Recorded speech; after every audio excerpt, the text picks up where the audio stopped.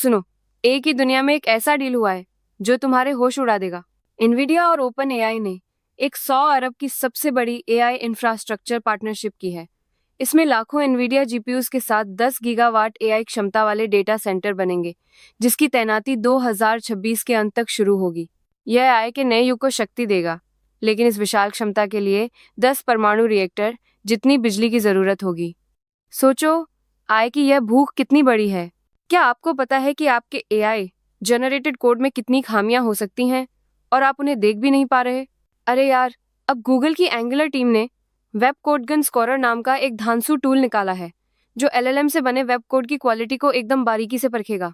ये tool prompts को सही करेगा, अलग अलग मॉडल्स के कोड को कंपेयर करेगा और बिल्ड सक्सेस, एक्सेसिबिलिटी, सिक्योरिटी जैसे सारे चेक करेगा ताकि आपका कोड एकदम टकाटक रहे। अरे सुनो, एप्पल अब तुम्हारे आईफोन और मैक को इतना स्मार्ट बनाने वाला है कि वो खुद ही सब कुछ करने लगेंगे, तुम्हारी सोच से भी ज्यादा।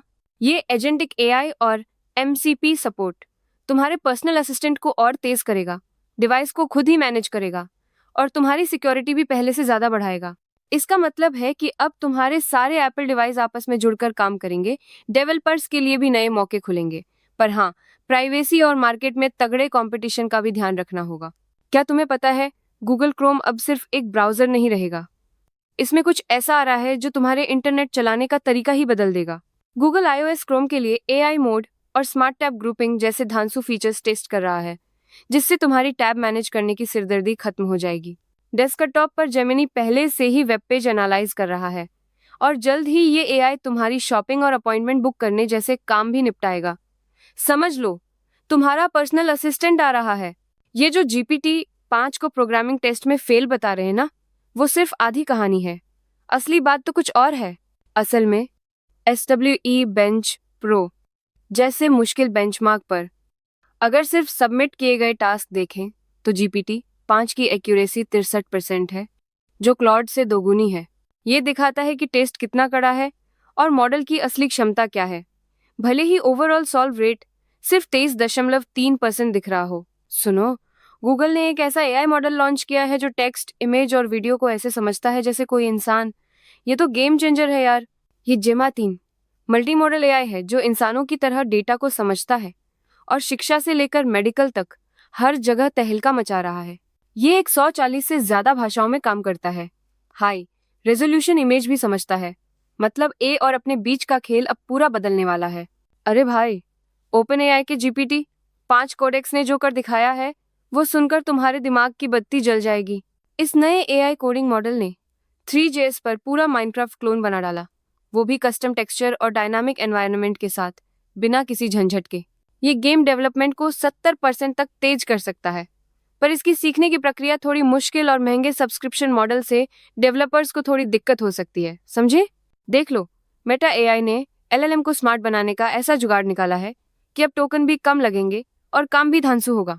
उन्होंने मेटाकॉग्निटिव रीयूज नाम का तरीका निकाला है, जिससे एलएम की बार बार की सोच को एक हैंडबुक में बदल दिया जाता है। इसका सीधा फायदा यह है कि अब 46% कम टोकन में भी वही या उससे बेहतर सटीकता मिलती है, और कुछ मामलों में तो 10% ज्यादा एक्यूरेसी भी। अगर आप अपनी दवाइयों के बारे में चैट जीपीटी से पूछ रहे हो तो तुरंत रुक जाओ, ये तुम्हारी जान ले सकता है यार। लॉन्ग आइलैंड यूनिवर्सिटी की एक रिसर्च में पता चला है कि चैट जीपीटी ने 45 में से 29 दवाइयों के सवालों के गलत जवाब दिए, जिसमें ऐसी सलाह भी थी जो ब्लड प्रेशर को खतरनाक तरीके से कम कर सकती है। इतना ही नहीं, इसने गलत साइटेशन भी दिए। तो भाई, अपनी सेहत के लिए आई पर नहीं बल्कि अपने असली डॉक्टर्स पर ही भरोसा करो। ये कोई मजाक नहीं है।